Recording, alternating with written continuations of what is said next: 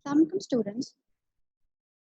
In this video lecture, we will be discussing about the third key element in developing organizational design, that is chain of command. Now suppose you are at work and had a problem with an issue that came up. What would you do? Who would you go to help you to resolve that issue? Now people need to know who their boss is. That's what the chain of command is all about. By the definition, the chain of command is the line of authority extending from upper organizational level, that means top managers, to lower levels, which clarifies who reports to whom. It also helps employees with questions such as who do I report to or who do I go to if I have a problem.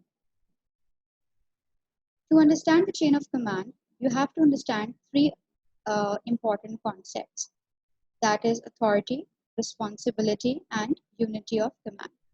So let's first look at authority.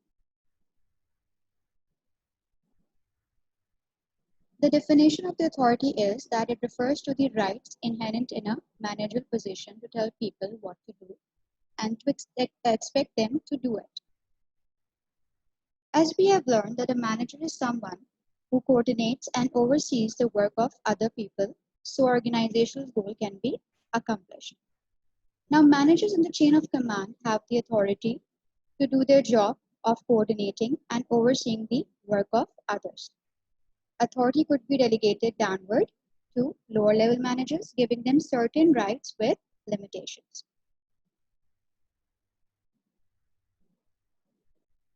Now, the view of acceptance theory of authority was given by Chester Bernard, who was an American business executive. He says that authority comes from the willingness of subordinates to accept it, which means that a manager will only have authority when his subordinates will accept his orders.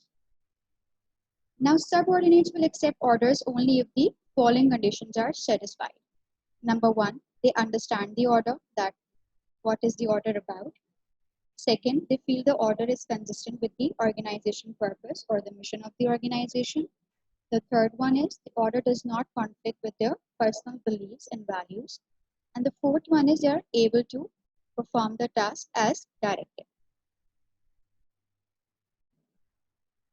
Now let me give you an example.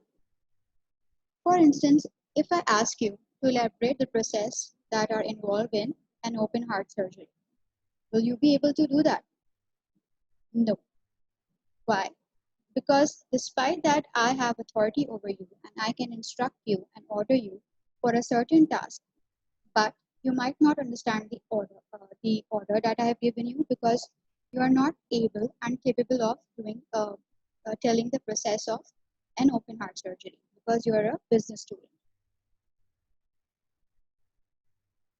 Then there are two forms of authority.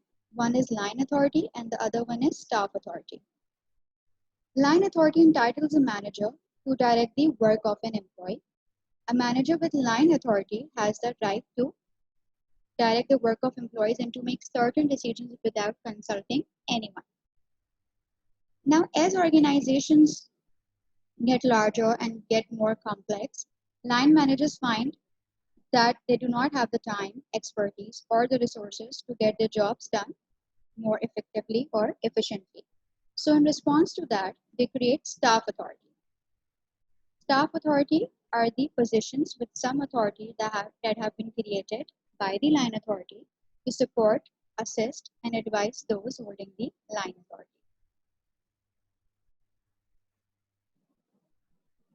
By looking at this chart, we can see that the line authority comprises of a single line, whereas the staff authority is when there is a dotted line. Now suppose this is a organizational chart of a manufacturing company. So in this company, director of operation would have a line authority over unit 1 manager and unit 2 manager. The assistant to the executive director would be having a staff authority. That means he can only advise and support to the executive director and the director of operations. Whereas director of human resources, purchasing, and other directors of the company would be having staff authority as well, because they are not able to give orders to the director of operations and the unit 1 and 2 managers. Now again, in unit 1, the human resources department, the purchasing department, and any other department would be having a staff authority, and operations department, because it's a manufacturing company, it's an operational company, it would be having a line authority.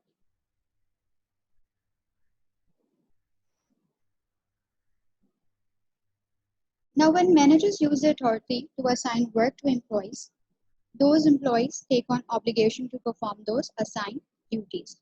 So this obligation or expectation to perform is known as responsibility. And employees should be held accountable for that if they had done the work properly or not. The last concept is about unity of command, which is one of the 14th principle given by Henry Ford, which states that a person should report only to one manager. Without unity of command, conflicted demands may arise from multiple bosses, and it may create problems, and organization goals would not be achieved that easily. So this was all about